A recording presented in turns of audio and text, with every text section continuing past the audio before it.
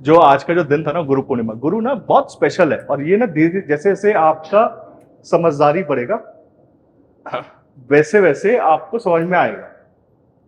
और मैं इसलिए बोल रहा हूँ क्योंकि जैसे जैसे मेरे को भी समझ में आ रहा है, जैसे जैसे मेरे को भी दिमाग के अंदर चीजें आती हैं, मेरे को लगता है कि अभी का गा भी नहीं आया है। और इसका ना एग्जाम्पल लेता हूँ मैं। एक चीज पढ़ते हैं हम सब, डे 1 पे पढ़ते हैं, देश काल पात्र, पढ़ते ना सब, हर कोई पढ़ते ना। उसका मतलब ना मेरे को कुछ दिनों या कुछ महीनों पहले मेरे को समझ में आया कि अरे ये तो मिस कर गए हम लोग। तो अगर आप किसी ऐसे बंदे का चार्ट देख रहे हो जो बॉर्न हुआ है कहां पे, स्विट्जरलैंड में, और एक बंदा बॉर्न हुआ है बक्सर में, गाजियाबाद में, दिल्ली में, एक बंदा बॉर्न हुआ है पाकिस्तान में, कोई बॉर्न हुआ है सीरिया में, ये देश है। जो बंदा स्विट्जरलैंड में पैदा होगा ना, उसके चार्ट में नेचुरली धनयोग बना हुआ होता है। तो उसके चार्ट में ना उसकी जिंदगी की परेशानी बहुत अलग है। तो उसके चार्ट में तुम बोलोगे ना तुमको पैसे की परेशानी होगी, नहीं मैं पैदा स्विट्जरलैंड में हूं। तो मेरे तुम क्या बोल रहे हो पैसा पैसा, मेरे को तो सरकार, अगर मैं ना काम करूं तो सरकार ज्यादा पैसा देती है मेरे को, तो it is not valid for me. Which something is not valid for me, तो देश का कॉन्सेप्ट ही खत्म हो। आयरलैंड से आते हैं, नॉर्वे से आते हैं, जो upper part of the North Pole है। देखो वो ना आकाश के बहुत पास है, उनके पास में मैग्नेटिक एनर्जी जरूरत से ज्यादा है। तो उनका जो 8th हाउस है ना, वो इतना ज्यादा प्रोमिनेंट दिखाई देता है। आयरलैंड में minimum age life expectancy 84 years है। जापान के अंदर लाइफ एक्सपेक्टेंसी 92 या 96 है। तो इसका मतलब है 8वां घर आयु को गवर्न करता है, और इसलिए उनका 8th हाउस सबका मजबूत मिलता है मेरे को। उनको 8वीं घर से रिलेटेड ट्रबल ही नहीं होता। तो मेरे को उनके चार्ट में 8वीं घर की दिक्कतें, उनको 8वीं घर की दशा चलती ना, होते हैं आई वाज स्टडीइंग स्पिरिचुअलिज्म, बात खत्म, उन्होंने मैनेज कर लिया उस एनर्जी को। इसके अपोजिट में साउथ पोल में चले जाऊं, मैक्सिकन क्लाइंट्स पे, अमेरिकन क्लाइंट्स पे, हवाई वाले क्लाइंट्स पे, अमेरिका में भी जो हवाई के आसपास हैं, लोअर पार्ट ऑफ उसमें जो हवाईयन क्लाइंट्स हैं, वो उनकी जिंदगी की परेशानी बहुत डिफरेंट है। वो आते हैं मेरे पास पावर नहीं है, मेरे जितने भी सदर्न क्लाइंट्स आएंगे ना, उनकी लाइफ में क्या होगा, उनकी लाइफ के अंदर 10th हाउस कि मेरे को ये नहीं मिला, वो नहीं मिला, मेरा ये, उनके लिए नॉर्थ का कोई मतलब ही नहीं, उनके लिए रिलेशनशिप से 0। तुम उनको प्रेडिक्ट करोगे ना वेस्टर्न क्लाइंट्स को कि यू आर इमोशनली डिस्टर्ब, होता नहीं।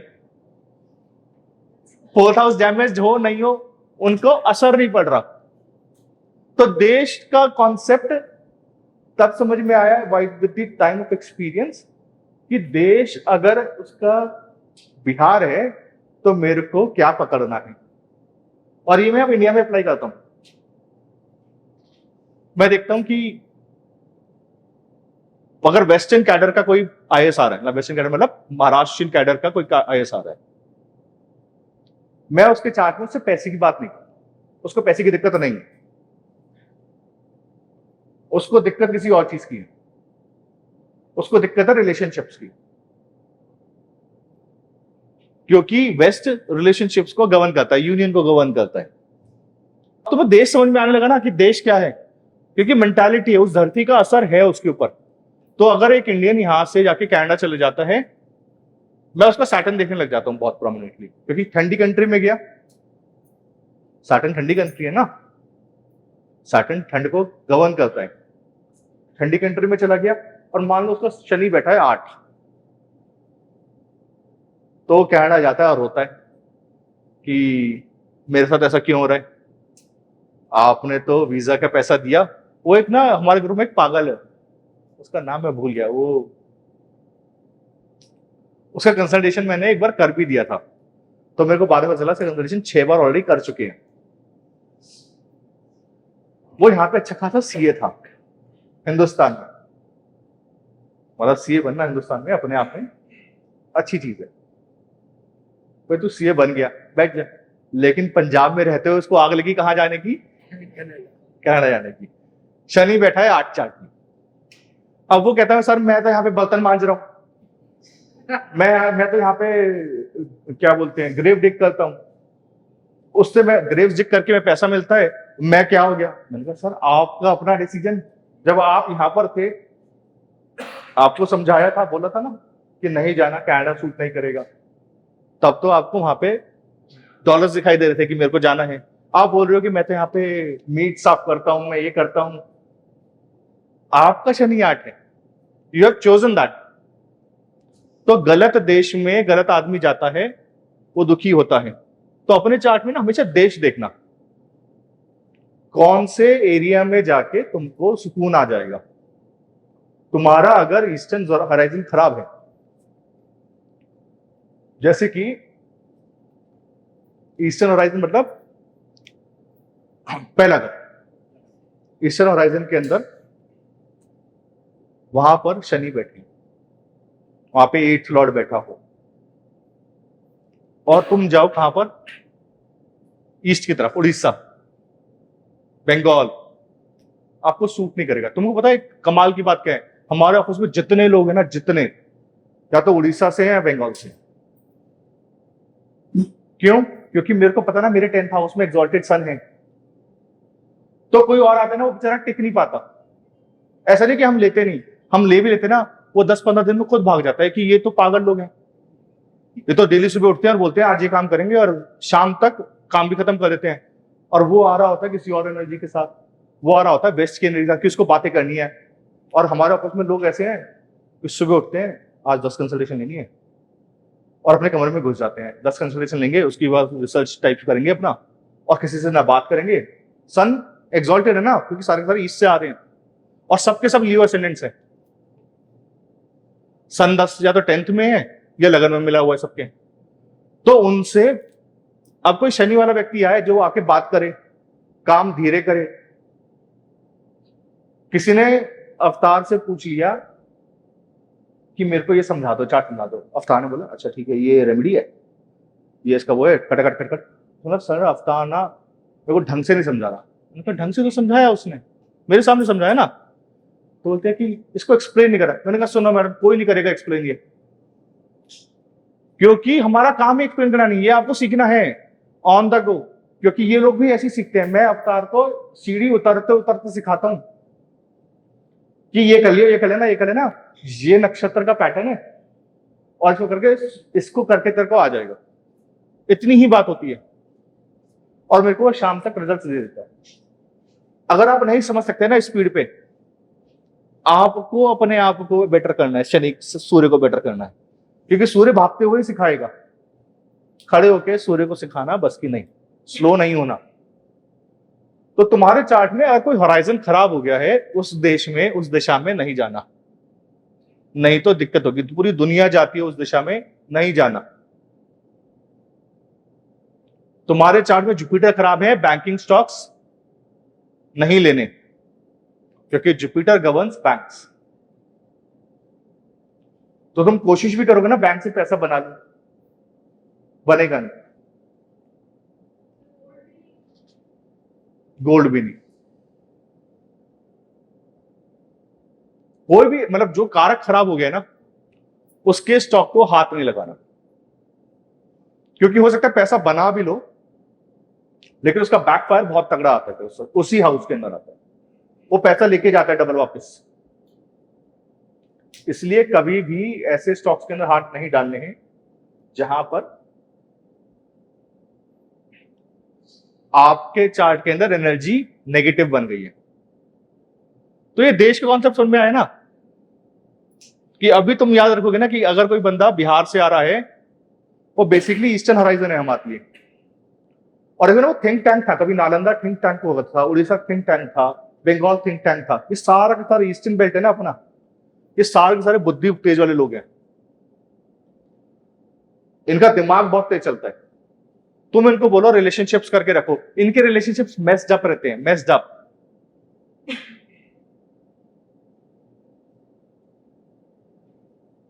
उसी तरीके से दूसरी चीज है पात्र, कौन से बंदे का कंसल्टेशन कर रहे हो।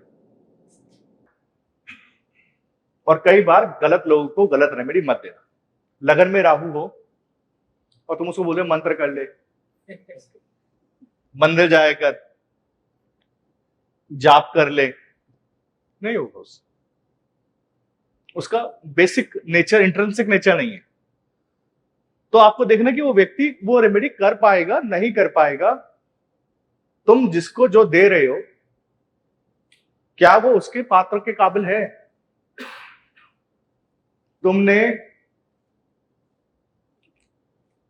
कोई बंदा आर्थिक रूप से तंग है, उसको तुम बोल रहे हो कि स्टोन पेन, मिनिमम स्टोन में 2-2.5 लाख रुपए उसका खर्च होंगे ना, बनवाएगा, स्टोन बनवाएगा, मत दो उसको बेचारे को ऐसा रेमेडी। उसके लिए बेकार हो तुम। उसको रेमेडी 10, 15, 20 रुपए वाला ही देना है। और ऐसा नहीं है कि रेमेडी के अंदर ना ये गलती मत रखना कि तुम क्योंकि आपके दिमाग में करेंसी का वैल्यू है, नेचर के दिमाग में नहीं है। कई बार गुड़ वो काम कर जाता है तो मूंगा नहीं करता। और इसलिए जब कभी भी एक स्टूडेंट थी मेरी, तो वो ना डोमेस्टिक वायलेंस से बहुत परेशान थी। तो मैंने बोला एक काम करो ना, 2.5 किलो गुड़ ला के रखो घर में आज। और इस कहां पे रखना है गुड़ को, कहां रखवाएंगे, कौन सा डायरेक्शन होगा? साउथ में रखवाना है ना, क्योंकि मंगल वहां पे एस्टैब्लिश करवा दिया। और मेरे को करना होगा तो मैं बोलूंगा मिट्टी के बर्तन में गुड़ ला के रखना है 4 किलो और लाल कपड़े से बांध देना। एग्जैक्टली मंगल बना दिया मैंने साउथ के अंदर। मैं बोलूंगा आपको कोई हाथ नहीं लगाएगा। तो उन्होंने पहले दिन करके देखना, शी रियलाइज कि ये काम कर रहा है। बोला अच्छा अब क्या करें? मैंने कहा मूंगे की माला पे। उसके बाद उन्होंने मूंगे की माला पे। तो हमेशा रेमेडीज ना लो पोटेंसी से हाई पोटेंसी की तरफ देना है। किसी को भी एकदम से हाई पोटेंसी का रेमेडी नहीं देना है। और कई लोग ऐसे आएंगे, मैं तुम्हें प्रैक्टिकल केस बोल रहा हूं, मैं उससे मिल नहीं रहा उस बंदे से, क्योंकि एक बार मैं कंसल्टेशन दे चुका हूं। नाउ यू रियलाइज कि कंसल्टेशन क्यों और कैसे पात्र को दिक्कत दिया जाता। उन्होंने बोला कि मेरे को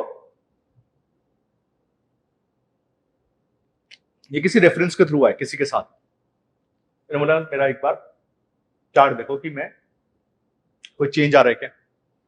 मैं बोला नवंबर तक कोई चेंज नहीं है, घर जाओ सो जाओ। इनको डीएम बनना था, ये बड़े अभी भी आईएएस है, इनको एक बड़े जिले का डीएम बनने का ख्वाब है।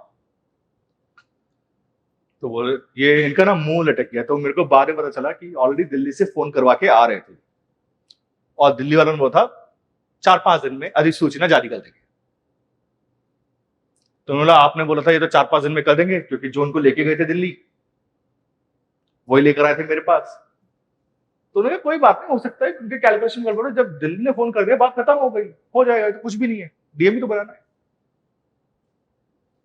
तो मैंने कहा मेरे को कहीं कुछ दिखाई नहीं दिया नवंबर से पहले, बाकी आपकी इच्छा। इलेक्शन की अधिसूचना जारी होने में तब भी 1 महीना था। वो आज हो रहा है, कल हो रहा है, कल हो रहा है, परसों हो रहा है, अधिसूचना बस शाम को जारी हो रही है, और आचार संहिता लग गई। और जैसी आचार संहिता लगेगी तो मई जून जुलाई गया अपना, फिर कुछ नहीं हो सकता आपका, क्योंकि अब तो आचार बदल रहा। तो वापस आए, बोला एक बात बताओ अब कब होगा? तो वही सेम नवंबर से पहले आप बोलते नहीं, लिस्ट तो अभी अगस्त में आ जाएगी जो विभाग बदलने। मैंने कहा आपकी लिस्ट नवंबर में ही आएगी, उससे पहले नहीं बदलोगे। स्टूडेंट है, उनके ना दोनों बच्चों के ट्विंस हैं, उनके दोनों बच्चों के लगन में नवांश में बुध केतु है। तो बुध केतु नवांश के लगन में हो तो शादी नहीं होती। और उनके बेटे दोनों मेरे एज के, 85 बॉर्न है दोनों, तो अभी तो हो गए ना 40 के, तो अब तक शादी नहीं हुई। तो उन्होंने बोला कि ऊपर सोसाइटी का प्रेशर है, आप ये लाचार देखो। मैंने बोला फिर जब 498 रेट लगेगा तो मेरे पास रेमेडी के लिए आना, आप करवा लो शादी। मैं चाहता हूं आप शादी करवाओ, करके देखो। क्योंकि अगर आप शादी करवा लोगे ना तो 498 लगना है, बुध का काम है केसेस देना। मैंने कहा आपको जो सुकून वाली जिंदगी चल रही है ना, वो रास नहीं आ रही है। आपको चाहिए कि कोई हमारी बेइज्जती करे, कलेश हो, जिंदगी और खराब हो, फिर हम ज्योतिषी के पास भागे और बोले कि आपने पहले नहीं बताया था। तो जब जिंदगी आराम से चल रही हो और जो कॉम्बिनेशन चार्ट में ना हो, वो वाले पंगे लेने ही नहीं है, कहना ही नहीं है किसी को। क्योंकि अगर आपने ले लिए वो पंगे then it will be a trouble.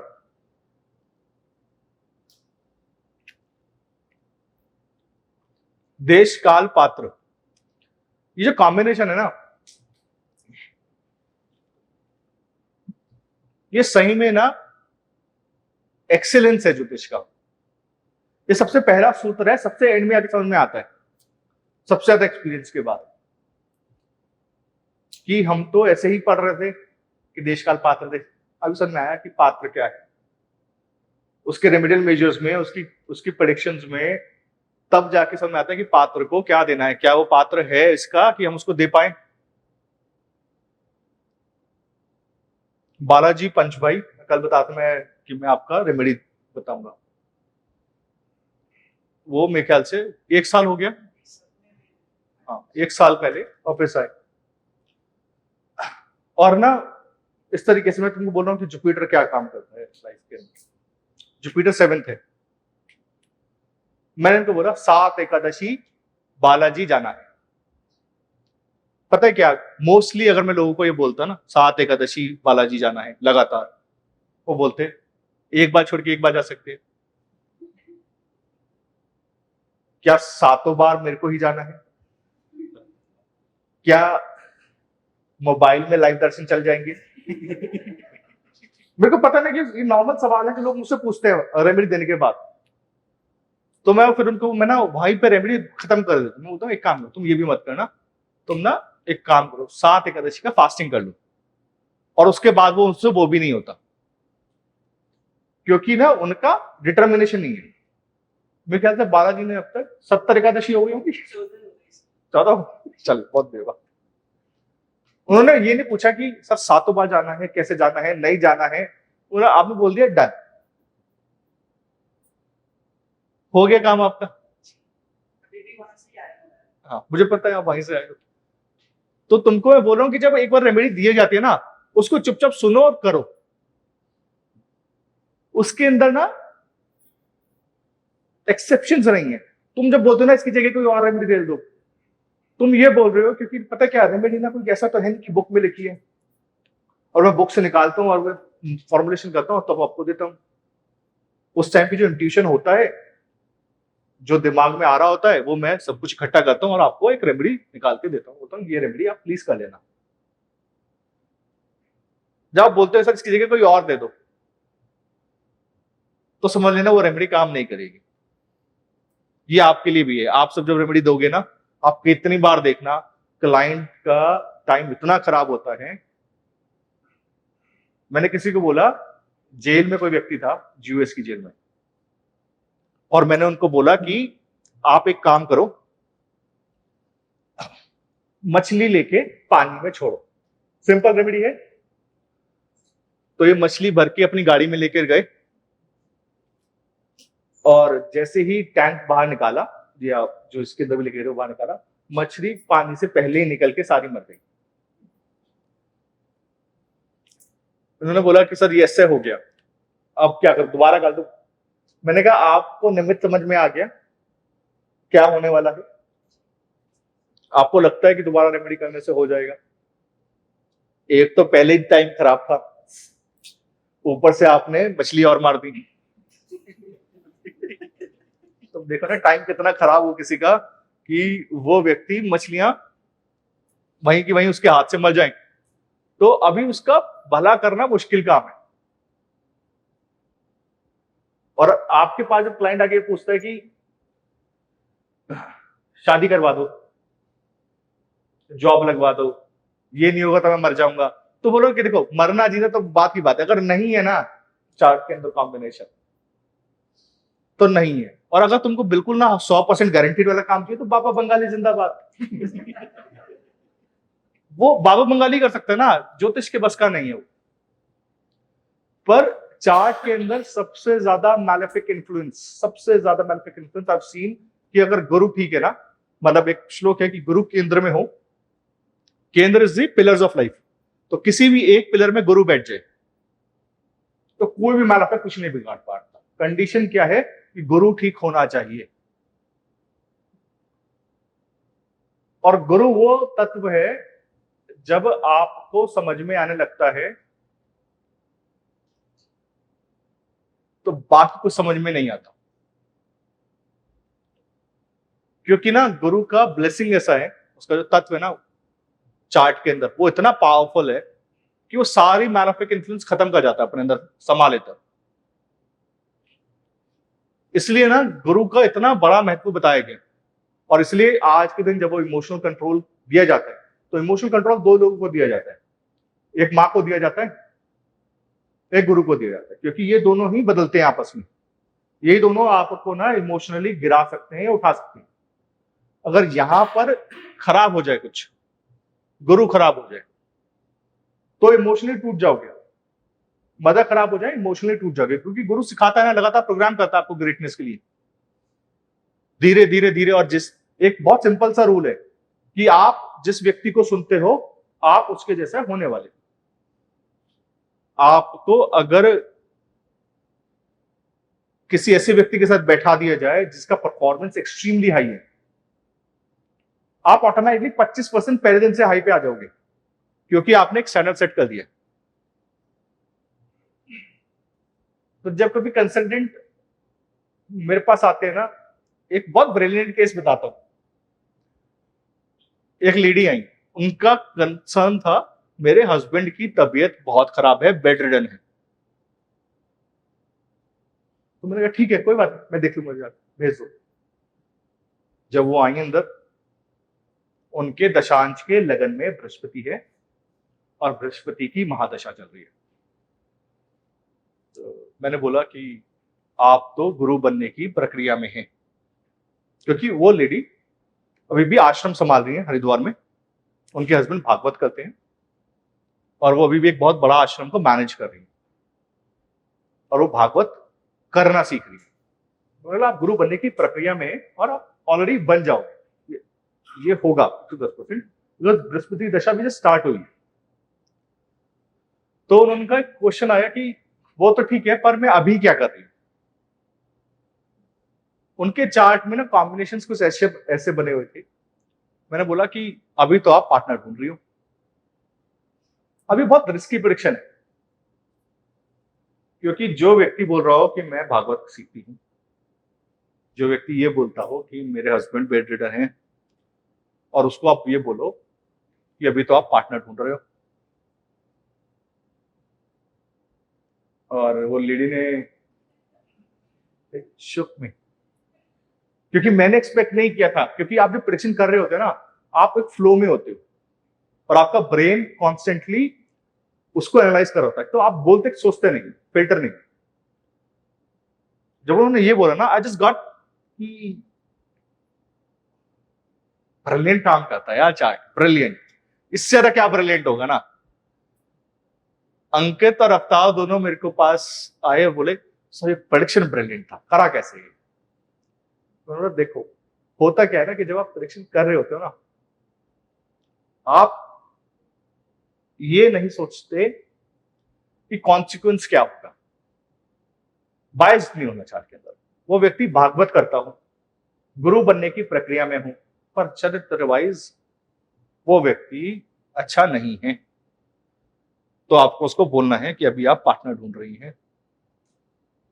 और ठीक है, पार्टनर ढूंढ रही है, मिल भी जाएगी, दशा भी है, लेकिन वो एक दिन आपको टीवी पे बता रहा हूं, दुनिया को ज्ञान पेलती हुई नजर आएंगी।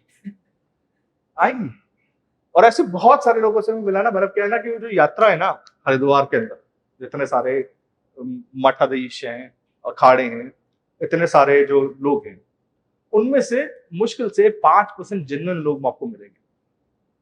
बाकी लोगों का आसक्ति कहीं और अटकी हुई है। उनकी रहती कि यार ये जमीन अगर और मिल जाती तो, ये अगर हमारा इसके साथ वो करवा देता तो, इससे मिलवा देता तो। उनकी ना आसक्ति है ना, वो आज भी इस पे है कि मैं कैसे ताकत को मेंटेन कर पाऊं। तो उनको देख के लगता है आपको कि इन्होंने मर्म जो है ना अभी जाना नहीं।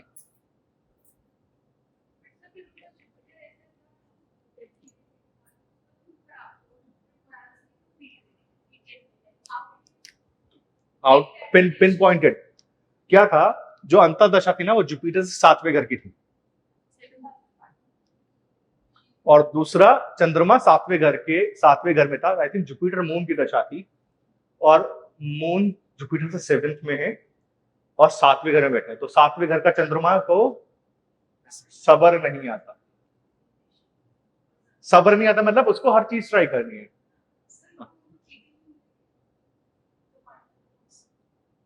मैम वो तो गिवन है कि ये होना है उनके साथ, क्योंकि उन्होंने कर्म डिसाइड कर लिया है ना अपना, कि एक अपने हस्बैंड को छोड़ के, एमपी में उनके हस्बैंड, वो उनको छोड़ के हरिद्वार में ऑलरेडी रह रही है पिछले 6 महीने से, मैनेज कर रही है सारा आश्रम, और वो ऑलरेडी इस प्रक्रिया में है कि मैं इनको छोड़ूंगा और आगे जाऊं। हस्बैंड का लिवर खराब है, जुपिटर अगेन। हस्बैंड के चार्ट में शनि केतु 9वें घर में था, जुपिटर 8 था। तो मैं बोला किसी गुरु की बहुत बेइज्जती करी है, गालियां दी हैं, उसकी वजह से लिवर खराब हुआ है। तो उन्होंने बोला कि मेरे दादा ससुर, मतलब हस्बैंड के दादा, वो भी भागवत करते थे, उनको हटाकर, उनका पूरा सब कुछ हड़प कर ये इस पे बैठे, तो उसका रिपरकशन आएगा ना। तो जुपिटर जब खराब कर लोगे ना, लिवर जाएगा। ये जुपिटर का एक ऐसा कॉम्बिनेशन है कि जुपिटर छोड़ता नहीं, और लिवर का ना इलाज नहीं है। एक बार आपका लिवर क्राइसिस हो गया तो it's hardly matter of months कि वो आपको लेके जाएगा। पर इससे ज्यादा बदकिस्मती क्या होगी ना, कि आपका पार्टनर कहीं और है, आप अपने आंखों के सामने देख पाओगे, तो आप किसके लिए फिर वो करते? तो आपको लगता हो ना, कि किसी को भी लगता हो कि मैंने लाइफ में चीट करके कुछ बन गया, और ये मैं अधिकारियों की चार्ट में बहुत स्पेशली देखता हूँ कि उनके भी बच्चे होते हैं ना, वो ज्यादातर मैरिज में सफर कर रहे होते हैं, और वो इतना भयंकर सफर कर रहे होते हैं कि उसको रेमेडी होता नहीं, क्योंकि 10th हाउस ना अथॉरिटी है। अथॉरिटी पे बैठने के लिए क्या चाहिए? मंगल राहु। किसी को दबाना ही तो पड़ेगा। जब आप किसी को दबाओगे तभी तो आप अथॉरिटी पे बैठोगे। लेकिन वो बच्चों के घर से तो छठा है ना, तो बच्चों को जो बीमारी आनी है, या ट्रबल्स आने हैं, या कोर्ट केसेस आने हैं, सर 6th बैठेगा ना, काउंट कर लिए, 6th बैठेगा, वो तो आपके कर्म से आने हैं। तो बच्चों का जो, अगर आप अथॉरिटी जरूरत से ज्यादा किसी को दबा दोगे ना, पिचका दोगे, तो आपके जनरेशनल वाइज परेशानियां आएंगी। इसलिए कभी भी किसी को ताकत के टाइम पे दबाना नहीं, क्योंकि वो काल चक्र है। वो काल चक्र ऐसा घूमता है और वापस आ जाता है। तो जब कभी भी चार्ट के अंदर जुपिटर खराब हो जाए, गुरु का तत्व खराब हो जाए, तो समझ लीजिए गंगा नहाने की जरूरत है। क्योंकि ना जुपिटर और गंगा जल का बहुत ब्रिलियंट संबंध है।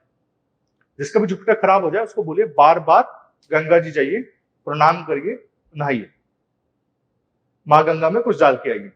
क्योंकि ना गंगा जल से ही, और इसका बहुत ब्रिलियंट केस है मेरे पास, मध्य प्रदेश के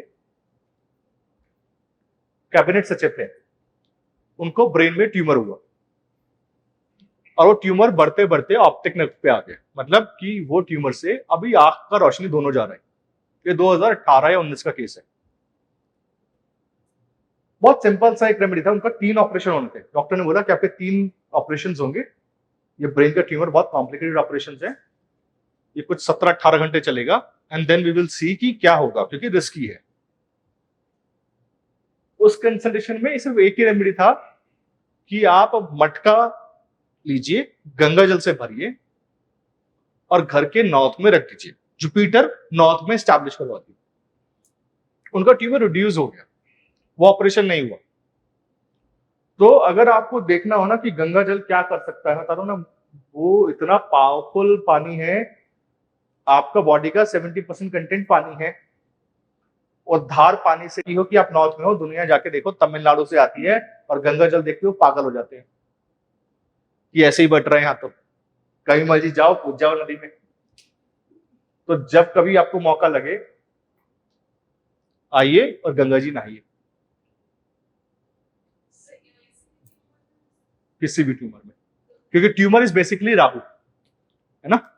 तो अगर राहु जरूरत से ज्यादा खराब हो गया है तो वो क्या कर रहा है, वो एक्सपेंशन दे रहे हैं, और एक्सपेंशन होने की वजह से अनकंट्रोल्ड एक्सपेंशन कि वो अब आपको मार रहा है। इसलिए जुपिटर को राहु के बराबर कहा गया, क्योंकि जुपिटर भी एक्सपेंशन देता है, पर जुपिटर का एक्सपेंशन ना मारता नहीं, जबकि राहु का एक्सपेंशन आपको मार देता है। तो जब भी आपको लगे ना कि एक्सपेंशन हो रहा है, राहु जरूरत से ज्यादा ताकतवर हो गया है, जाइए माँ गंगा को प्रणाम कीजिए। आप सोचो कि वो माँ गंगा जिसको भगवान शिव ने सर पे धारण किया, तो आप जितनी ऊपर जाके नहा पाए, ऋषिकेश जाके नहा पाए, ऋषिकेश से ऊपर नारायण शिला में जाके नहा पाए, जहां पे भगवान नारायण ने तप किया था, उससे ऊपर जाके नहा पाए, उतना ज्यादा अच्छा। कितने महात्मा हैं जो पानी नहीं पीते, पीते ही गंगा जल है, और गंगा जल उनके लिए गंगोत्री से आता है। लेकिन ना आप उन महात्माओं से मिल लो, आपको लगेगा कि आपको नींद नहीं आएगी कई दिन, क्योंकि उनकी ऊर्जा इतनी ज्यादा होती है कि आपको पता नहीं होता कि खुशी किस बात की हो रही है। एक महाराज जी हैं, मैं उनसे मिलके आया, उन्होंने मेरे को बात में कहा कुछ चाहिए, कुछ नहीं चाहिए, मतलब मेरे को ये भी नहीं पता कि चाहिए क्या आज की डेट में। तो उन्होंने बोला जा कल्याण, भाग गया। लेकिन मैं जब उनसे मिलने के बाद ना कई दिनों तक मुझे नींद नहीं आई। मैं मुश्किल से आधा घंटा शायद मिला हूं उनके साथ बैठा हूं, वो आधा घंटे ने मेरे को कई दिनों तक एक अजीब से उसमें रखा, और मैं समझ नहीं पाया क्या हो रहा है। मैं वापस गया, मैंने कहा महाराज जी मैं ना आपसे मिलने के मेरे को नींद नहीं आती।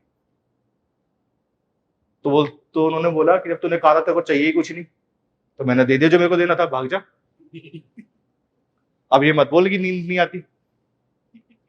तो आप जब ऐसे किसी व्यक्ति से मिलते हैं ना जिसके अंदर ऊर्जा का प्रवाह होता है, और उसी वजह से ना मैं अब लोगों से मिल पा रहा हूं, क्योंकि मैं पहले लोगों से नहीं मिलता था, मैं इतना नहीं मिलता था, और मैं अवॉइड करता था कि मैं नहीं मिलूं। उनसे मिलने के बाद मेरे को ये हुआ कि हाँ अभी मेरे अंदर बहुत एनर्जी है, अब मैं बहुत कुछ कर सकता हूँ।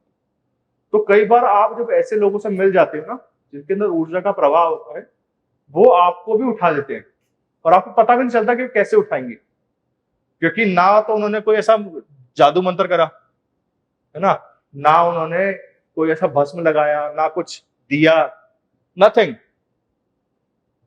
लेकिन उनका प्रेजेंस से ही आपको बहुत कुछ मिल गया। यही जुपिटर करता है। तो तब समझ में आने लगा कि हाँ जुपिटर जो है वो क्या ब्लेसिंग दे सकता है, वो क्या ताकत रखता है अपने अंदर।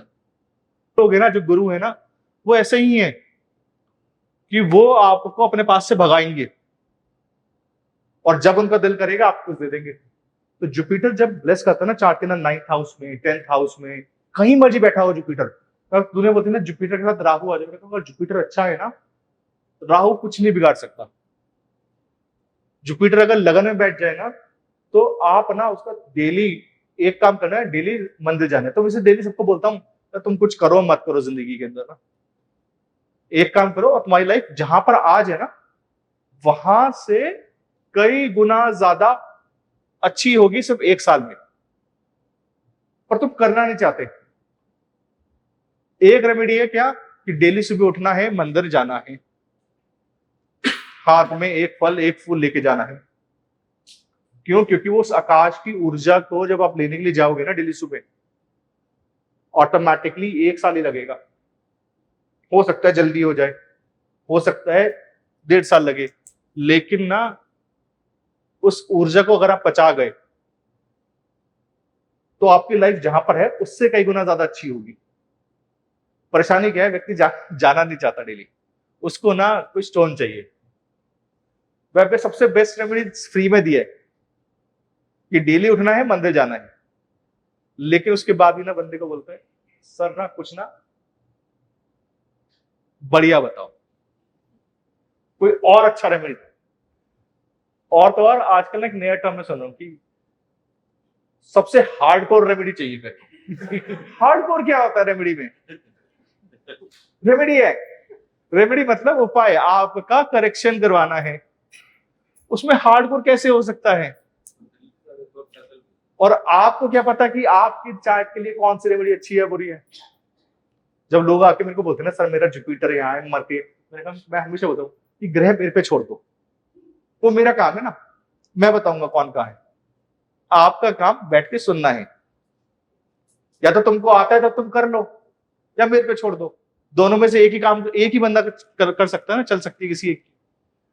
तो जब कभी भी जुपिटर खराब हो चार्ट में, ना व्यक्ति को गुरु मिलता है, ना उपाय मिलते हैं, ना रेमेडी मिलता है, क्योंकि पुण्य ही लेके पैदा नहीं हुआ। और धीरे धीरे जैसे आप पुण्य एक्यूमुलेट करते हो ना डेली मंदिर जाके, आपका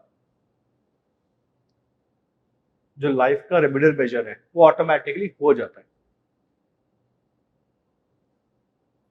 क्योंकि जुपिटर से बड़ा रेमेडी नहीं है। आप कितने भी परेशानी में होगे ना, आपको जुपिटर एक ऐसा ब्लेसिंग देता है जो आपको बांध के रखता है। इसलिए और आकाश की ऊर्जा को मतलब ये एक और रेमेडी है, मैं हमेशा बोलता हूँ करना चाहिए। आकाश की ऊर्जा को झेलने के लिए कुछ ना कुछ पहन के रखिए।